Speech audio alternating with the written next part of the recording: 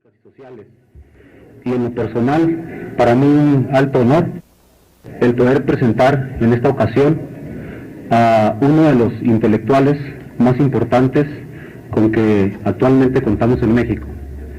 En esta ocasión, el periodista, crítico y escritor Carlos Monsiváis nos ha hecho el favor de acompañarnos. Afortunadamente, después de salvar alguna serie de contratiempos de último momento, pudimos al fin de cuentas superarlos y en esta ocasión nos acompaña. Yo quiero decirle que anticipadamente muchas gracias por las atenciones que todo el tiempo ha tenido para con la Universidad de Chihuahua y darle la bienvenida y decirle que está usted en su casa. Muchas gracias.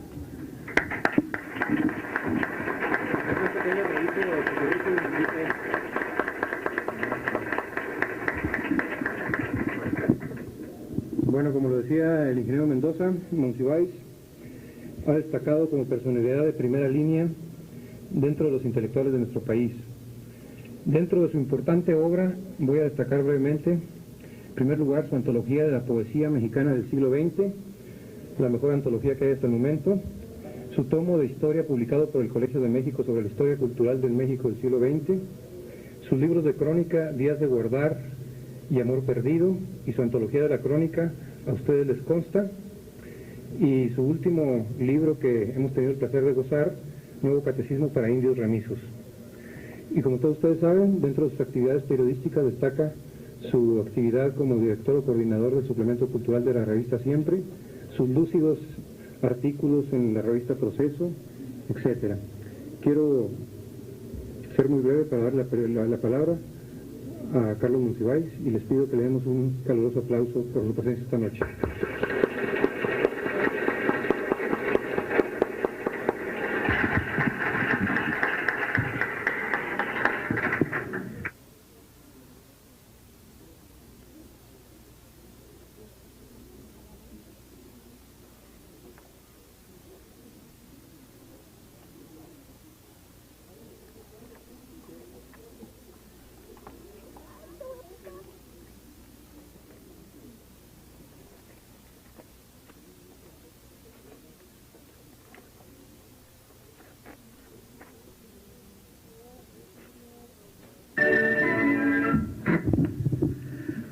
Lamento interrumpir al maestro Moncayo, que es muchísimo más ameno y nacional que yo.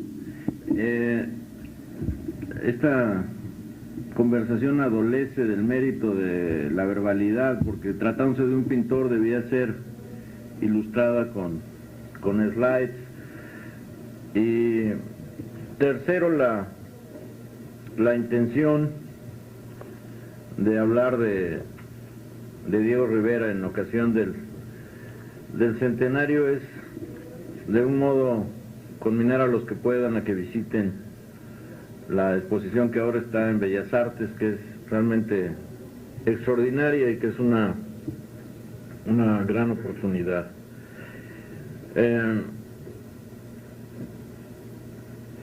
Hablaré, entonces leeré, trataré de reducir el tiempo para una discusión en la que seguramente habrá alguna pregunta sobre Rivera, por lo menos una, ¿no? Porque en general, cuando uno habla de estos temas, le dicen inmediatamente, ¿qué opina usted del gobierno de Miguel de la Madrid después de que ha estado intentando hacer alguna disquisición sobre la poesía del virreinato?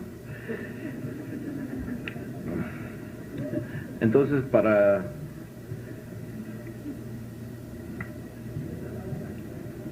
ver si alguna pregunta llega sobre Diego Rivera, declaro de antemano que pienso que la política económica del régimen es desastrosa. Entonces, por lo menos esa pregunta ya la salvé. En 1921, requerido por el ministro de Educación Pública, José Vasconcelos, Diego Rivera vuelve de Europa, en donde ha permanecido por casi 2 décadas, a pintar algunos muros en la Escuela Nacional Preparatoria de San Ildefonso. Es ya a los 35 años una leyenda de las élites, el artista mexicano en Europa, quien usa simultáneamente los recursos de la más rigurosa práctica académica y de la vanguardia europea. No habría manera de que se sentaran por aquí porque es así... Acá en la escalera. O aquí, ¿no? Porque... Yo la verdad no pasaría problemas por oírme, pero ya que... No, de veras es... Tómano, Julio Jurenito, personaje del extraordinario libro de ese nombre. En el Anfiteatro Bolívar, Rivera quiere representar la nueva cultura y al país nuevo que se rehace de la pesadilla dictatorial que lo hurtó del mundo durante 30 años y de una década de guerra civil. A partir de ese momento y hasta su muerte en 1957, él creará de modo simultáneo una gran obra, un maravilloso personaje, una versión convincente de la historia nacional y un modo de ser radical muy singular. Pero en el conjunto será la defensa y la práctica del arte público, el uso monumental y didáctico de los murales, el elemento esencial del mito, de la transformación de Diego Rivera en referencia indispensable de la vida y del arte de México en el siglo XX. Los buenos murales son realmente Biblias pintadas, y el pueblo las necesita tanto como las Biblias habladas. Hay mucha gente que no puede leer libros. En México hay muchísima. José Clemente Orozco. En 1921 no es muy variada la vida artística en la capital de la República. El catálogo es aleccionador. Numerosos pintores, escultores y grabadores. Inexistencia de críticos y galerías de arte. Museos escasos y muy descuidados. Absoluta falta de reconocimiento a los valores no estrictamente académicos. Ustedes recuerden que José Guadalupe Posada, que es actualmente reconocido como de las grandes figuras de la vida artística de México, pasa inadvertido y a su entierro solo concurren 2 personas. Proporción insignificante de libros y publicaciones especializadas, de público y compradores. Sensaciones de inferioridad y marginalidad en relación a la cultura europea. Escuelas académicas cuyos peores productos infestan oficinas gubernamentales y residencias en donde la esencia de lo gálico es un paisaje del Sena. Extenuaciones bohemias que ahogan en autodestrucción las frustraciones de un medio mezquino. Acatamiento servil de las modas parisinas. Carencia de respuesta crítica o de mera sensibilidad ante la experimentación de las vanguardias. Impensabilidad de un arte popular. La idea de arte popular no vendrá a ser reconocida en México sino muy posteriormente. Un adjetivo como popular aplicado a arte se consideraba una especie de herejía. Ya desde 1906, sin embargo, en ocasión de la exposición que promueve el Dr. Atl, se inicia el cambio de actitud con representaciones de la vida mexicana. Pero en los años revolucionarios no es posible concederle atención a estos intentos o a las obras de José María Velasco, Joaquín Clausel o incluso José Guadalupe Posada. Digo, de nuevo, es una lástima no poder ilustrar lo que estoy diciendo con diapositivas de Clausel, de Velasco, de todo lo que es un periodo tan rico y tan insuficientemente conocido.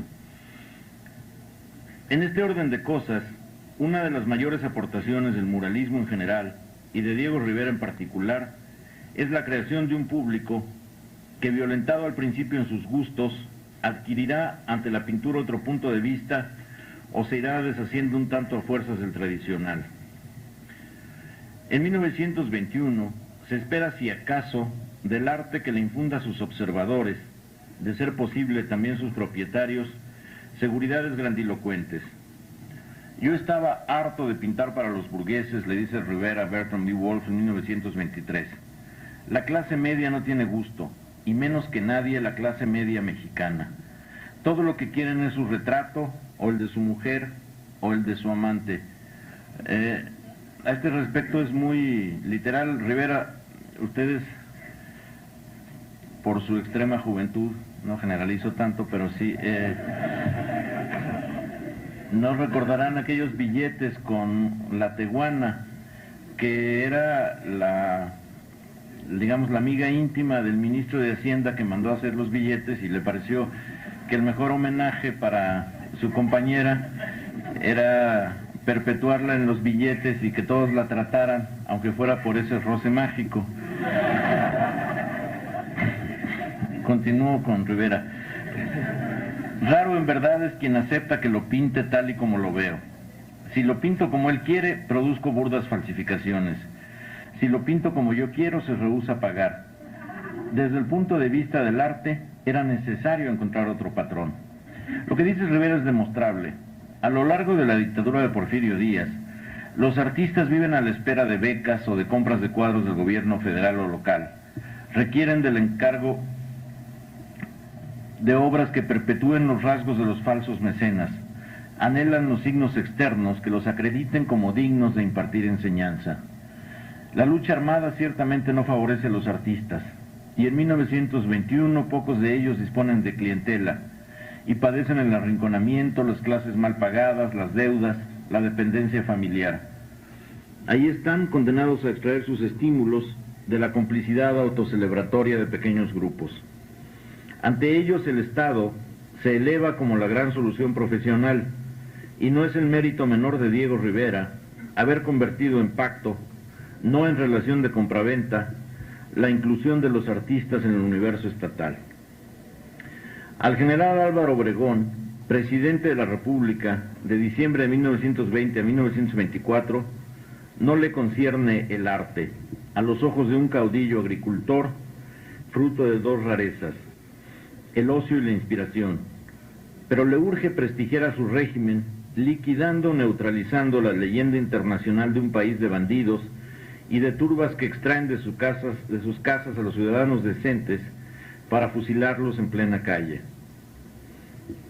Se trata de obtener un reconocimiento del exterior con los créditos consiguientes, y para ello no es mala táctica patrocinar el arte y las humanidades.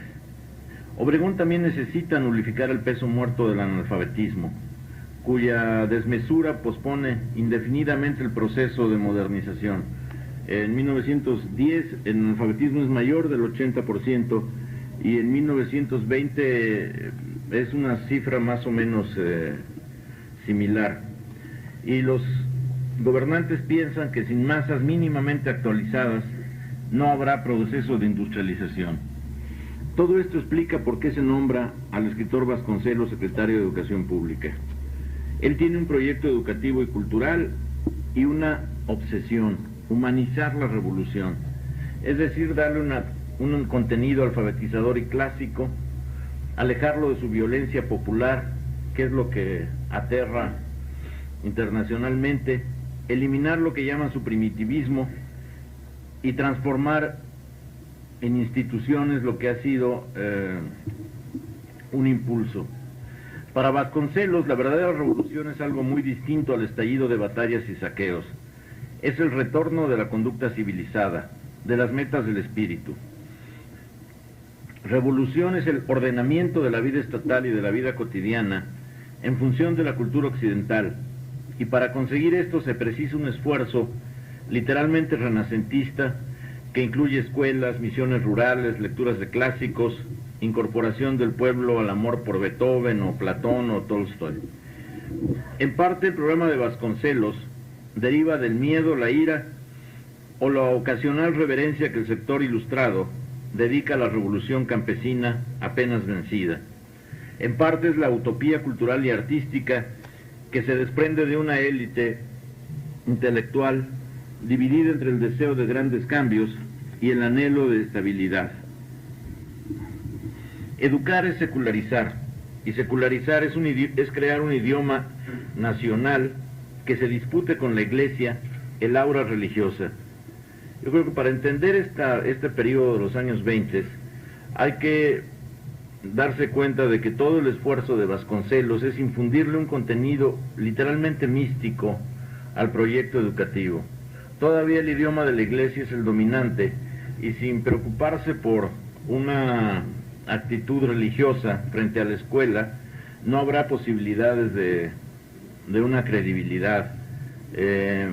A este respecto no hay prácticamente discusión, todos están de acuerdo en que si la religión antes fue el centro, debe seguir siéndolo, nada más que ahora trasladada a lo educativo. Hay que creer religiosamente en la enseñanza, porque la enseñanza liberará al país en su conjunto y le dará a los que gocen de todas sus ventajas grandes posibilidades, todo el mito de la escolaridad. Una sociedad insegura y dividida solo se cohesionará si comparte mística educativa y visiones épicas de la historia. Unos cuantos leen, pero todos son capaces de ver. Vasconcelos sabe lo que hace al encomiar las facilidades didácticas de la pintura. Si él contrata artistas, le pide a Diego Rivera que abandone Europa y cede los muros de antiguos conventos, no es con tal de prodigar Botticellis y Frangélicos, sino en obediencia a una estrategia educativa. A colectividades acostumbradas a desprender su información religiosa de la mezcla de rezos, imágenes y cuentos de apariciones, Vasconcelos les ofrece el murmullo casi eclesiástico del aprendizaje escolar y la noción de la marcha del país como proceso sagrado a su manera. Desde la perspectiva del Ministerio de Educación, los murales son una suerte de pintura devocional fuera de las iglesias, el entrenamiento visual donde el pueblo se disciplinará en la armonía que tanta falta le hace a su vida feroz y desgarrada. Poco dura el intento original de Vasconcelos. Él lo formula de un modo demasiado abstracto y los pintores contratados no se interesan en las abstracciones humanistas. Ellos vienen de otra situación, de las escuelas al aire libre, de la idea de una cultura y una política a la altura de una revolución y del fenómeno que conmueve internacionalmente en ese momento, que es la Revolución Soviética. Y por eso quieren otros cauces para su energía. En primer término, el compromiso doble con el arte y con el pueblo. Diego Rivera especifica su meta: escribir en enormes murales públicos la historia de la gente iletrada que no puede leerla en libros. Y esto origina una nueva estética y despliega con ánimo de epopeya versiones de México en el mundo, y desafía a la nación de las élites con la reiterada incorporación a los muros de las masas derrotadas, pero no eliminadas del proceso revolucionario. Surge entonces lo que se conoce como Escuela Mexicana de Pintura, cuyo impulso dura 3 décadas, aunque ya al final está ciertamente un tanto raído, que hace las veces del resumen de la historia y le da cuerpo a un nacionalismo diferente. Ahora ustedes no pueden ver hasta qué punto fue culturalmente importante este movimiento, pero es claro que sin él el nacionalismo mexicano no hubiese tenido la cohesión tan rápida y la articulación que le fue suficiente hasta, digamos, el año 68 para marcar muy convencionalmente fechas. Aparte de este cuestionamiento nacionalista, el muralismo produce un público para el arte, espectadores que por primera vez, y casi siempre sin saberlo, razonan su gusto, aunque no en términos estrictamente verbales, frente a los cuadros y se plantean problemas estéticos. El problema entre Vasconcelos como ministro de Educación y los muralistas surge pronto. Él comparte la indignación de la burguesía ante el hecho de que los sitios virreinales, de muchos de ellos eclesiásticos, sean tomados por gente que se ha dedicado rápidamente a insultar las creencias hasta ese momento sagradas. El público reacciona como se reacciona siempre ante las innovaciones, con risa, con disgusto y con un afán de burla que se traduce en el término monotes, que es como se le conoce primeramente a los murales. Son monotes, no son pinturas, son algo que está allí, que no tiene que ver con las proporciones clásicas, ni con el hábito de ver, con el hábito entrenado en los cuadros de las iglesias. La importancia del muralismo no es inmediata, como lo prueba la única mención al respecto del general Álvaro Obregón en su informe presidencial de 1923. Para estimular a los pintores nacionales, el Departamento de Bellas Artes les ha encomendado la decoración de edificios públicos dependientes de la Secretaría, los cuales han quedado bellamente decorados con poco costo. Bella decoración a bajo costo. ¿Es posible ser más explícito? A Vasconcelos lo que le importa es la cantidad de paredes cubiertas. Él repite un lema: superficie y rapidez, y conmina a los ejecutores de sus obras: háganlo tanto o más feo de lo que lo han empezado a hacer, pero háganlo pronto y en el mayor número de metros cuadrados que sea posible. David Alfaro Siqueiros en Me llaman el coronelazo. Esto tiene mucho que ver con lo que está haciendo Lunacharsky como ministro de Educación de Cultura en la Unión Soviética. Así, ni el presidente ni el secretario de Educación admiten los resultados notables de su patrocinio. No reniegan de él, lo sostienen, pero los agrede su feísmo, su, para ellos, monstruosidad convulsa y su pedagogía revolucionaria. A los factores evidentes, carencia de tradición de enseñanza artística, carencia de infraestructura cultural, comprensión del arte únicamente a partir de la aceptación de sus temas, se añade el factor político, el odio a la prédica socialista y revolucionaria.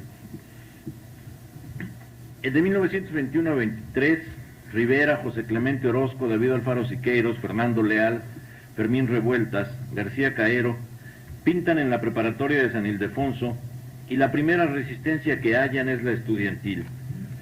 Entonces, los universitarios no son esta muchedumbres de porvenir indefinido de hoy, sino una categoría social específica cuyo conservadurismo es certeza del poder inminente.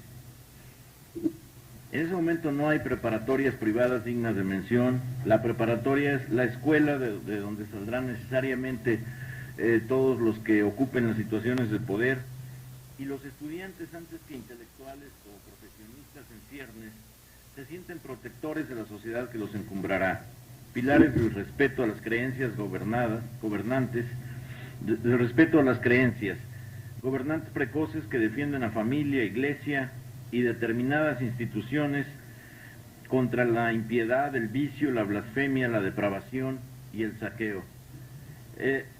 Ahora hay la tendencia de ver el movimiento estudiantil como algo necesariamente de vanguardia o revolucionario o progresista, pero este es un fenómeno en México que se da a partir de los años 60. Antes, mayoritariamente los estudiantes eran gente más bien conservadora, no en el sentido de hoy, de gente que con un país tan cargado a la derecha como México, donde lo conservador es el anhelo de defender las posiciones que no se tienen, sino en el antiguo sentido del conservadurismo frente a los liberales, a los jacobinos, a los revolucionarios. Y solo una minoría muy exigua es la que responde a la visión que hoy se tiene de los estudiantes. Cuenta, por ejemplo, José Clemente Orozco: a los preparatorianos no les caía bien la pintura. Puede decirse que a nadie le gustaba. Ya sabido esto por el escultor Ignacio Asúnzolo, se presentó una mañana al frente de los 60 canteros que tenía a su servicio y, blandiendo su pistola 45, comenzó una balacera que agotó los tiros de sus 3 cananas, y él y su brigada lanzaron mueras a los estudiantes reacios a la belleza. ¿Cómo podrían aceptar estos jóvenes guardianes de la tradición lo que estaba en los murales? Virulencia anticlerical, exaltación de las clases bajas, representación grotesca de los símbolos e instituciones religiosas, alborozo ante la violencia revolucionaria. Si esto es arte, dicen a su manera los airados bachilleres, está cerca el fin del mundo conocido. Además, piensen que en ese momento decir bachiller era muy distinto. Hoy hay una masificación que hace que el estudiante de preparatorias o de CCH sea algo así como un estudiante de postsecundaria todavía en ese ámbito. Entonces era más bien lo contrario, era alguien integrado ya al mundo profesional. Al respecto, la explicación de Alfaro Siqueiros es adecuada. Dice Siqueiros: Fue precisamente en el Colegio Chico y frente a mi obra en proceso donde se produjo el choque entre nosotros, los preparatorianos, los pintores y los estudiantes preparatorianos, seguramente movidos por dos impulsos. El primer impulso tenía una base política muy concreta y dentro de ese lineamiento una base religiosa fanática. Y en el segundo caso, el móvil era esencialmente estético. A los estudiantes, por influencia de muchos de sus viejos maestros reaccionarios, tanto en política como en arte, nuestras obras les parecían una especie de resurrección idolátrica prehispánica y algo positivamente feo. Para ellos nuestra pintura era ateamente horrenda, una verdadera blasfemia a Dios y al arte. Hoy resulta curioso ver cómo los pintores se sentían rechazados. Refiere el gran precursor Gerardo Murillo y el doctor Atl. Mis pinturas no le gustan al público porque no las entiende. También poco le gustan a quienes las encargaron. Los artistas las encuentran demasiado dinámicas. Es a mí el único al que le gustan. Y el pintor Ramón Álvarez Lacanal estaba rodeado por estudiantes de la preparatoria. De pronto salió disparado un objeto y con una puntería admirable, un huevo se estrelló contra mi trabajo del día. En rigor, en 1921, la batalla del muralismo está ganada por ser el resultado de una táctica del gobierno que en breve será una estrategia directa del Estado. Ni el ministro Vasconcelos ni el presidente Obregón hubiesen admitido estos renovadores y provocadores de no creer en la conveniencia de un arte público que ahorre tiempo cultural y anuncie el patrocinio del régimen de la Revolución Mexicana sobre el arte y, lo que es más importante, sobre la historia. En esos años vienen miles de viajeros, todavía no se dice turistas, el término turista empieza poco después, son más bien viajeros, gente que va a enterarse de lo que ha pasado y que se asombra ante el muralismo y que le da, al volver a sus países y al escribir sobre lo que vieron, una resonancia internacional al movimiento que tiene mucho que ver con la idea del asombro ante lo primitivo, pero que también le permite primero un mercado internacional que mucha falta le hace a los pintores y luego una especie de legitimación de barniz de prestigio cultural al régimen de la revolución.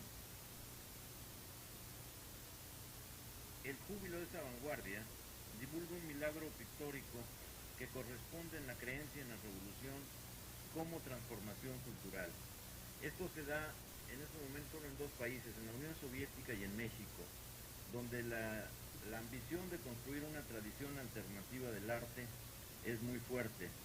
En la Unión Soviética lo más importante serán los cineastas Eisenstein, Pudovkin, Dovzhenko, Bertov, y en México serán los muralistas, porque son ambos los que plantean tanto la épica como el optimismo de la historia.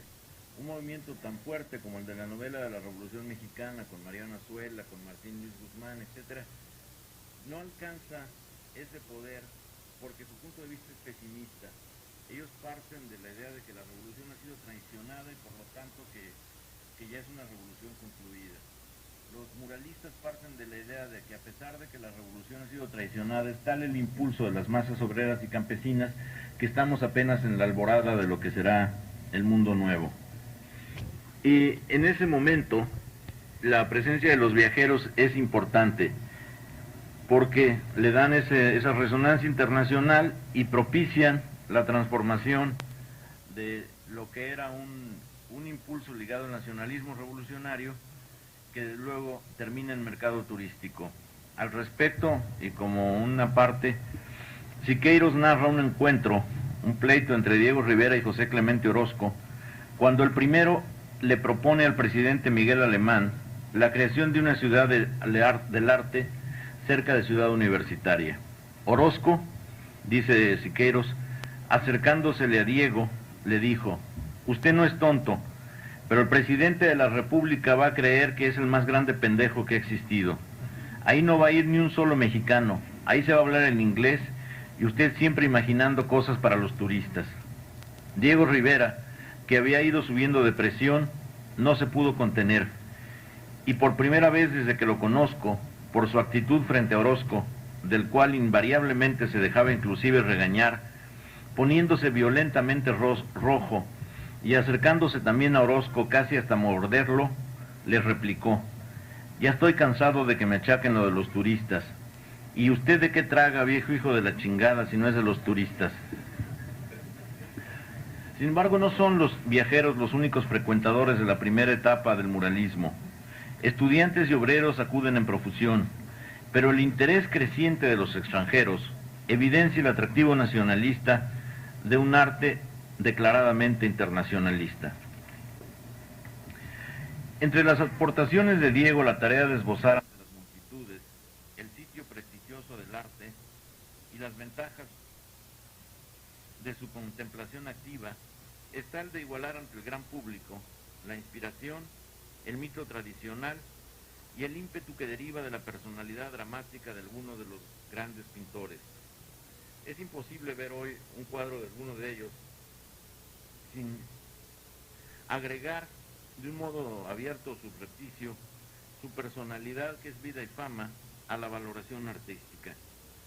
El artista infatigable es potenciado por una característica voluntaria e involuntaria, su don para el escándalo, uno de los factores constitutivos de la estatura mítica.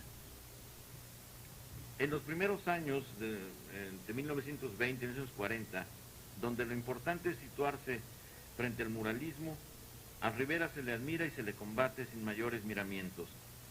Es el ser excéntrico, respetable o ridiculizable, a quien van precisando los elogios de los extranjeros y de una valerosa minoría nacional. Pero en 1923, él inicia los murales de la Secretaría de Educación Pública, que concluye en 1928, cuyo éxito artístico y político, yo creo que son hasta la fecha el repertorio más socorrido de ilustración histórica y social. No pienso que cada uno de los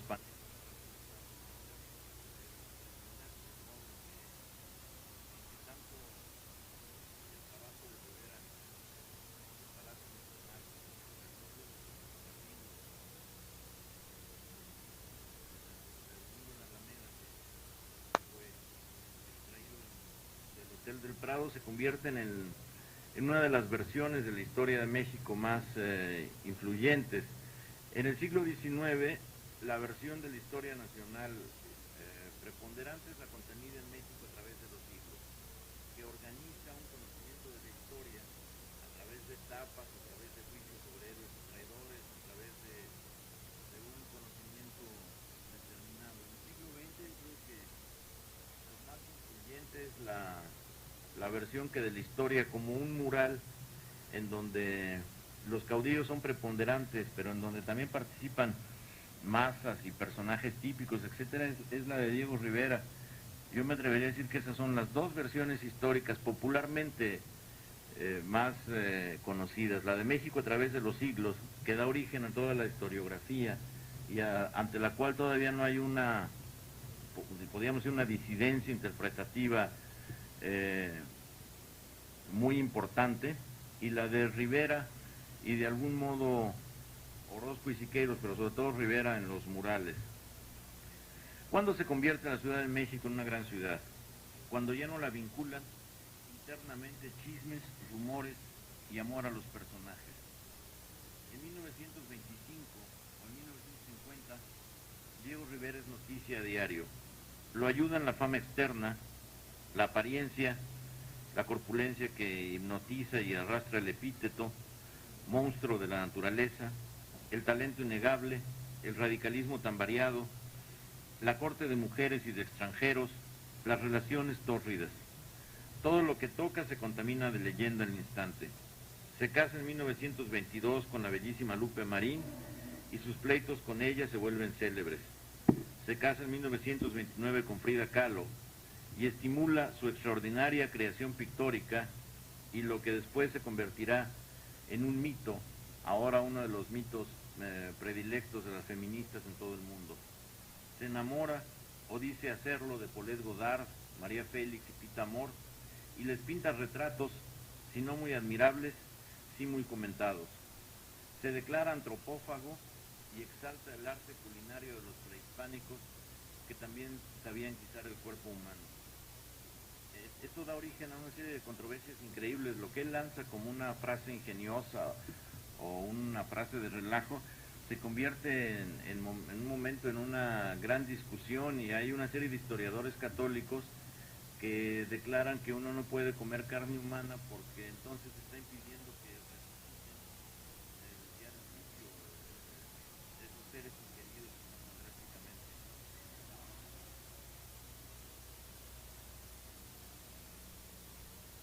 Y sobre todo lo que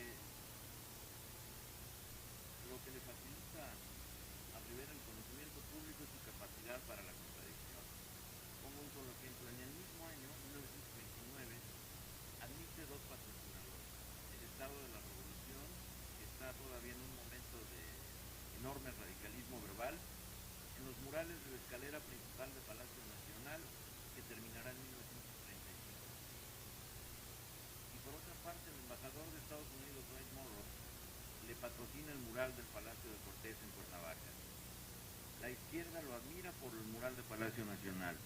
La izquierda lo combate por lo que ha demostrado de inconsecuencia al aceptar el patrocinio del embajador norteamericano. La derecha lo combate y la derecha terminará admirándolo. Todo en él irrita y seduce. El modo de vivir bohemio, la condición de comunista.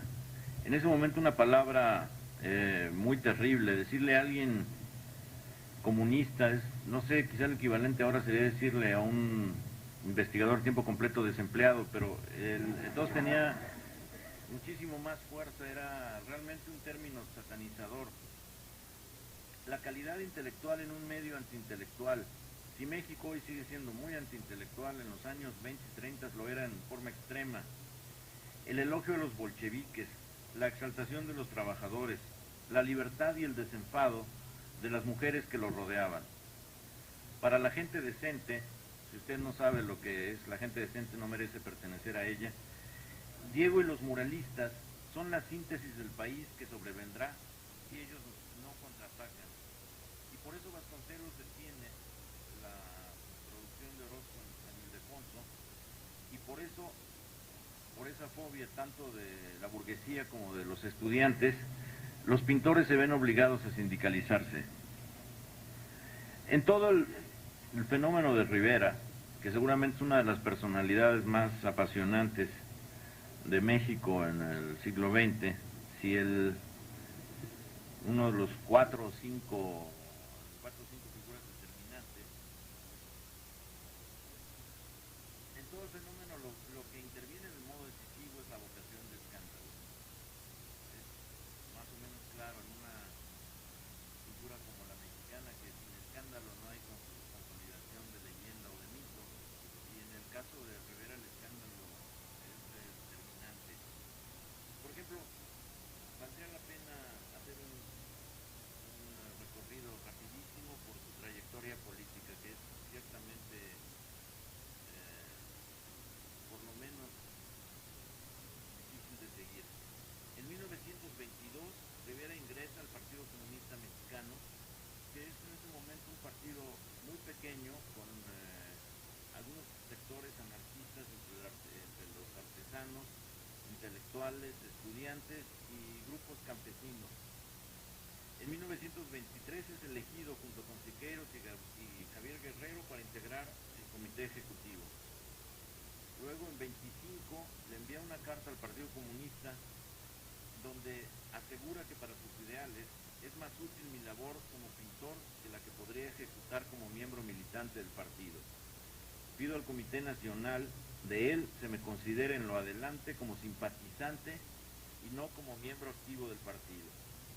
El 7 de junio el Comité Ejecutivo acepta su renuncia en términos muy agresivos, y que no entendemos como un hombre que se precia de revolucionario y que está identificado firmemente con los principios comunistas puede desertar de la Internacional por su amor a la pintura, ni cómo puede su trabajo como pintor excluir la obra más importante de la lucha revolucionaria.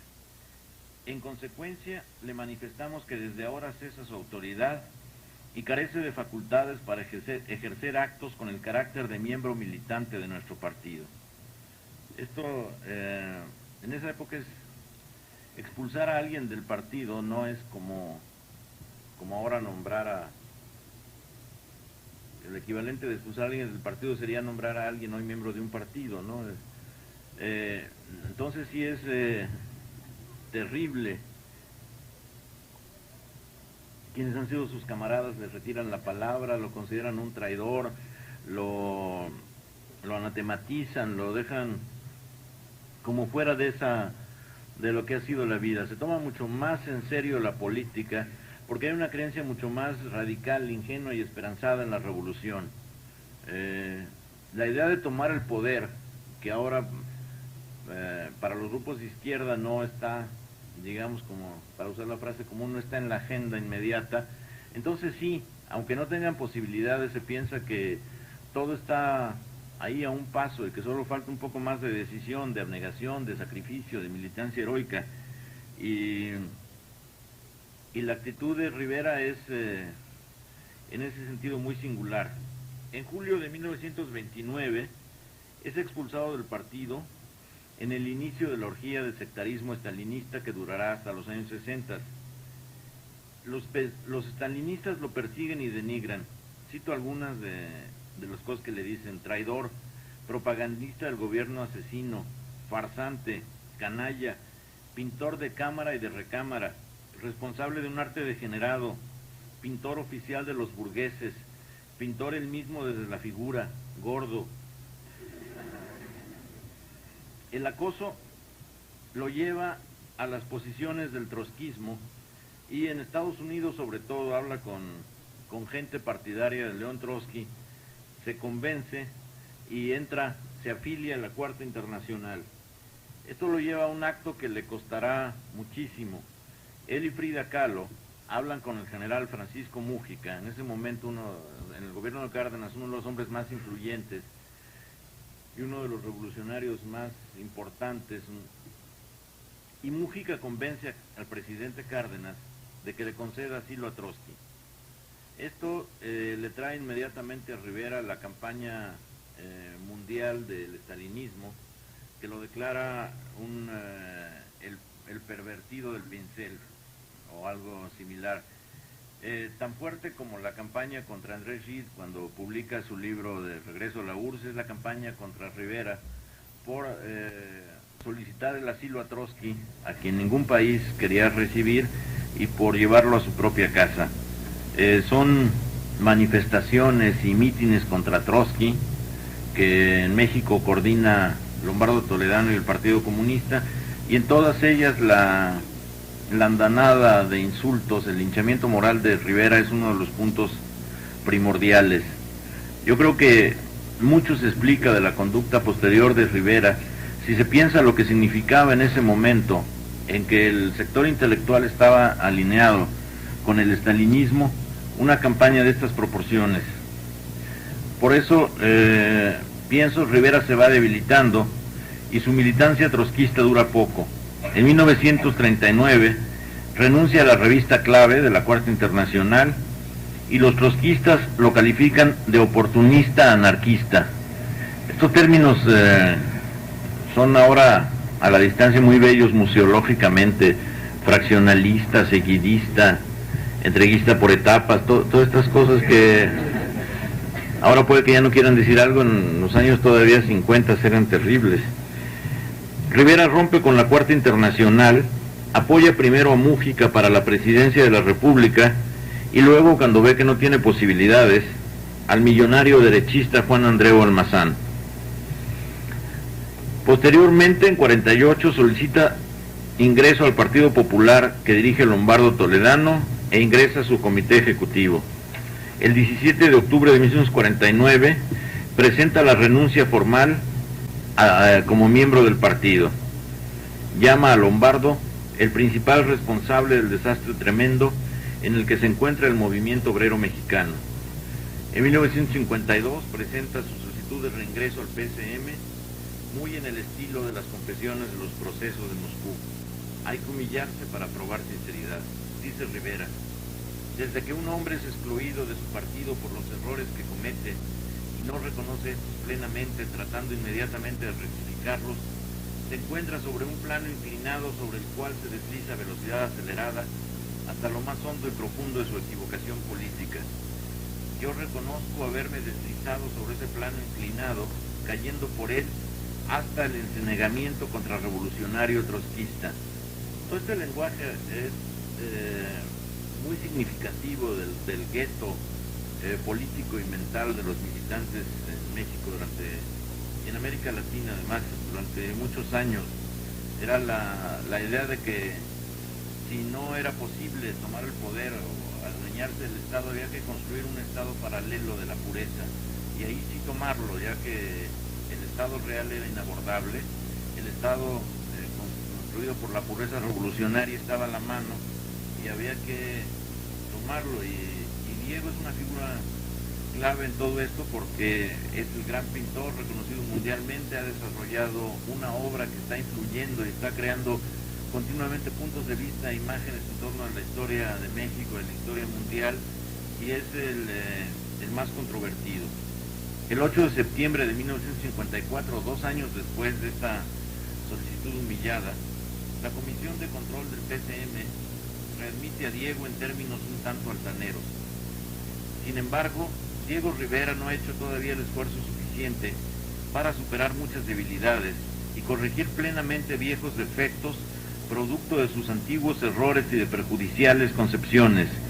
En efecto, Diego Rivera tiene un agudo sentido individualista y una tendencia muy marcada a sustituir la realidad por la fantasía, desviaciones que es preciso superar con una vida militante de trabajo colectivo. Este es un lenguaje ya enterrado, pero que enterró también las posibilidades de la izquierda durante 40 años. Yo me acuerdo, yo estaba en la Juventud Comunista en el año 54, y me acuerdo que nos dio una conferencia el camarada Dionisio Encina, que era en ese momento el secretario general, donde nos explicó que el camarada Diego Rivera iba a reincorporarse al partido y que su triste historia de errores debía servirnos a nosotros para ya no cometerlos. Y entonces yo decidí no pintar murales, porque supuse que a eso se refería, porque era tal la capacidad de dicterio de Encinas contra el hombre al que estaban readmitiendo, que no acababa de entender, y fue también una orgía de insultos contra Trotsky, y en ningún momento se habló del asesinato de Trotsky, sino del ajusticiamiento, que es el término que se usaba. En todos estos años, la actividad de Diego Rivera es múltiple. Por un lado, el desarrollo de su obra en murales y en caballete. Por otro, la trayectoria en Estados Unidos con la gran provocación a Rockefeller y el retiro del mural donde él pinta al abuelo de su patrocinador como un viejo corrupto y decrépito, la esencia misma de la gerontocracia fétida de la burguesía. Y por otro, la fuerza misma de él como figura social. Pongo 2 ejemplos. Uno, hay una exposición de pintura en el año 29, él es director de artes plásticas, lo que es la Escuela de San Carlos, y encuentra un cuadro que le gusta mucho y pregunta de quién es. Dice: es el único cuadro que vale la pena, todo lo demás es basura. Y le dicen que es de un estudiante joven, María Izquierdo, que será una de las grandes pintoras mexicanas. Entonces Rivera la manda a felicitar y le dice que en ella las condiciones de una gran pintora. Entonces los estudiantes, los demás, indignados ante el hecho de la injusticia clara que comete Rivera al elogiar a una mujer, porque todavía en esa época la idea de pintoras no se admite, la bañan a cubetadas a María Izquierdo y quieren emplumarla, y es necesario que intervenga la policía para defenderla por el pequeño elogio de Rivera.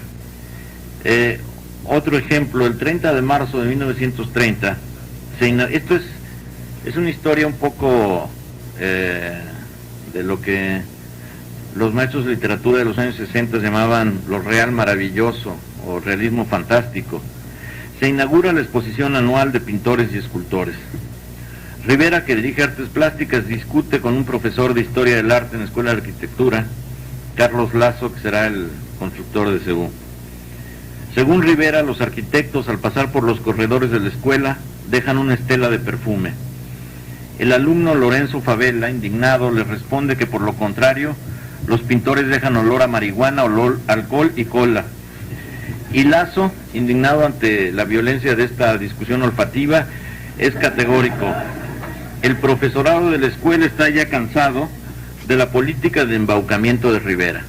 Es decir, Rivera solo dice, los arquitectos dejan una estela de perfume, vean las consecuencias.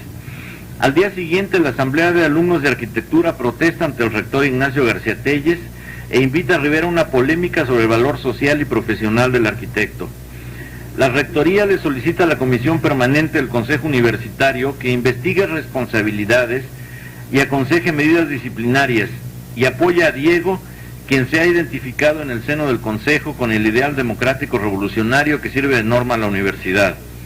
En su turno, la Sociedad de Alumnos de Arquitectura, que preside Manuel del Castillo, le pide a la universidad el cese urgente de Rivera por convenir al orden de la escuela y a la enseñanza artística. El 25 de abril, el estudiante Ignacio Márquez, partidario de Rivera, se enfrenta a golpes con Lorenzo Favela. Llegan la policía, el rector García Telles, el oficial mayor de la Secretaría de Gobernación y el propio Diego. En la asamblea, que se celebra de inmediato, los opositores le exigen a Diego la renuncia porque predica continuamente el comunismo y el revolucionarismo en las clases y ante los grupos de los alumnos, cosa con la que no están de acuerdo, pues por ningún motivo quieren mezclar la política y los estudios.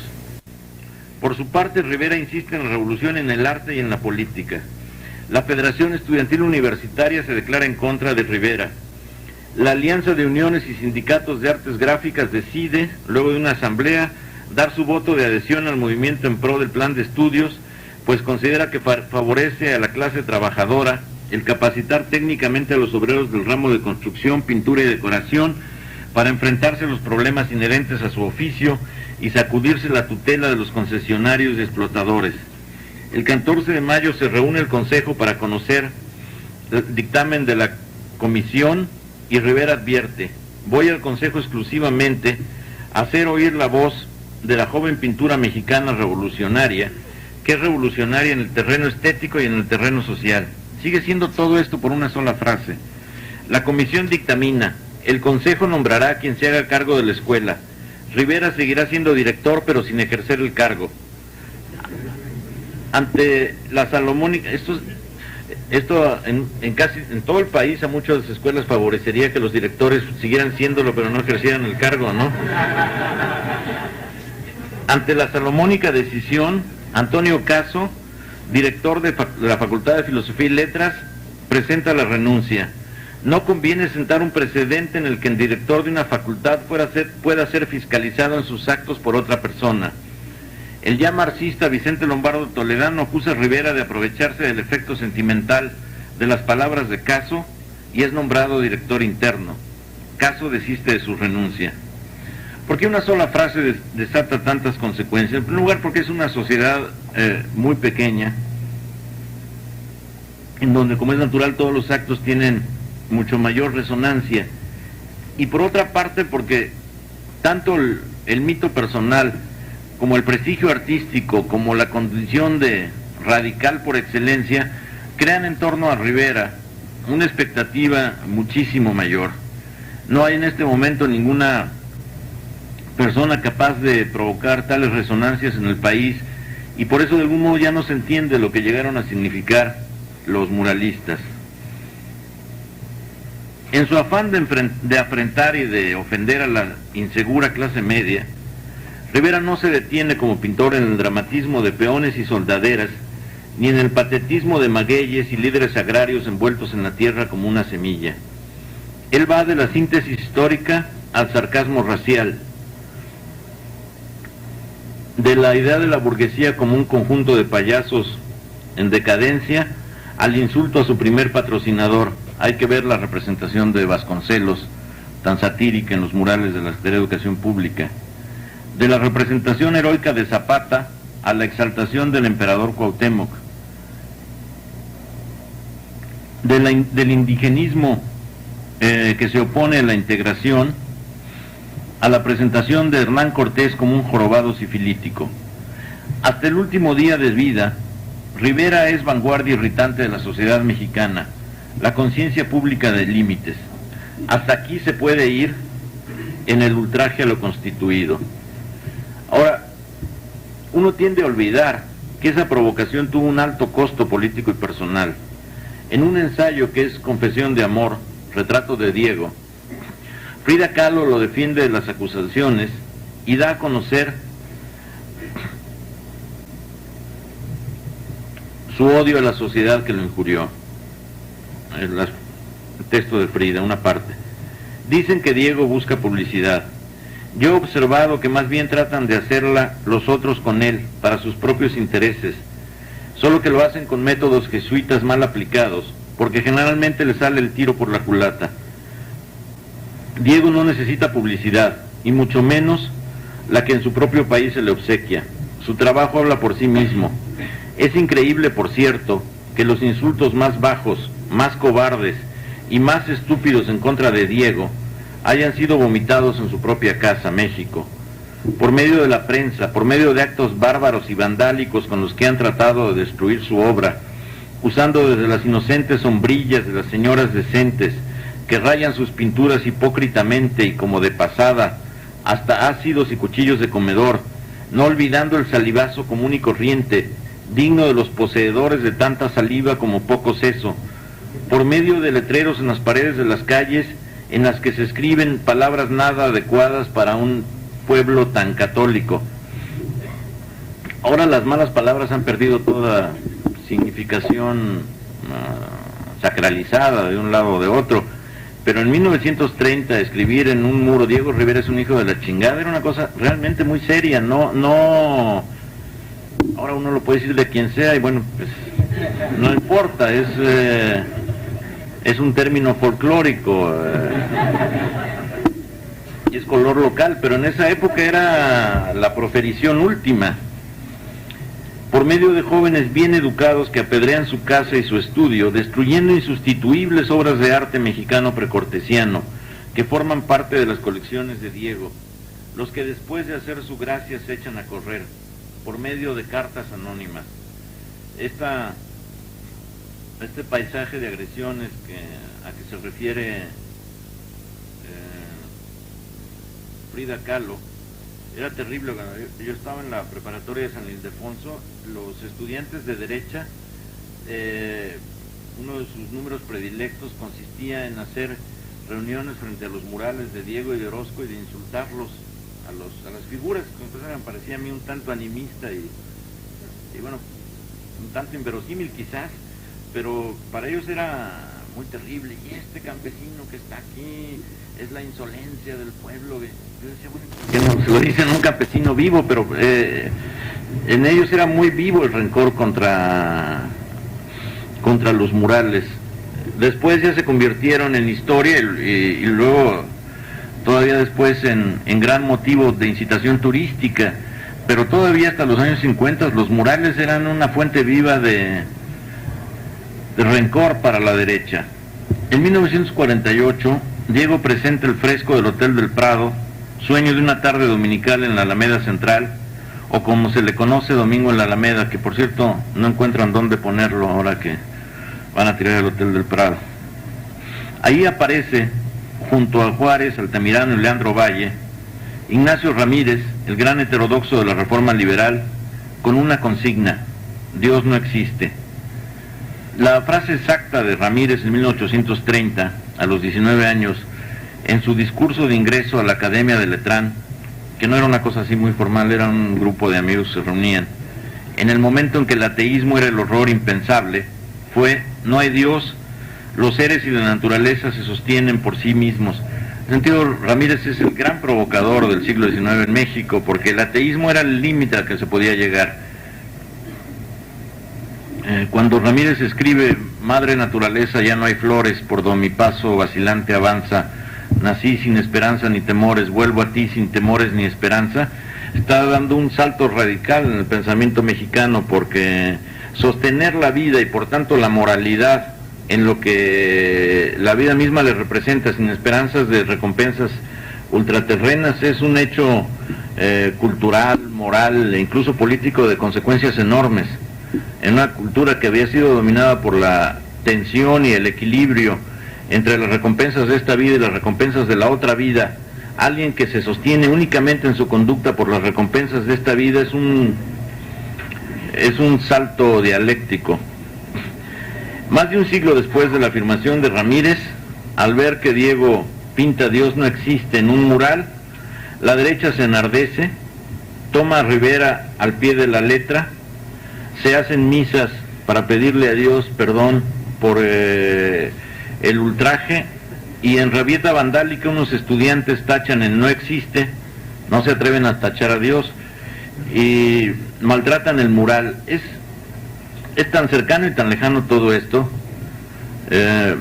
Todavía en 1935 un diputado dice en la Cámara: "Dios no existe, y para probarlo lo conmino a que si de veras quiere demostrar su presencia me fulmine con un rayo". Y entonces está hablando ahí y según la crónica todos se alejan por si llega a caer el rayo. Y algo similar es la reacción de la derecha ante el "Dios no existe". Días después, Rivera, seguido de una multitud, vuelve a pintar la expresión, que luego de un viaje a la URSS retirará para no herir la susceptibilidad del pueblo católico. Las respuestas al acto subrayan la doble consideración popular de Diego en sus años últimos. Es lo temible y es lo entrañable. En la muy popular "Ustedes los ricos", la película de Ismael Rodríguez con Infante, uno de los personajes en venganza dice: "Diego Rivera no existe", y esto es así como la represalia popular por su frase. El escándalo ya no abandonará a Rivera. En 1952, el motivo del escándalo es un mural "Pesadilla de guerra y sueño de paz", que le encomienda el gobierno mexicano para una exposición 20 siglos de arte mexicano que va a viajar a Europa. Ahí pinta, sin mayor sentido premonitorio, a Stalin y a Mao Zedong, ofreciendo la paloma de la paz. Carlos Chávez, director del INBA, lo rechaza el mural y en sus razones es protocolario. El gobierno mexicano de tenerle miedo a la prédica de paz. Hay un escándalo. En 1953 realiza el "Mosaico de vidrio",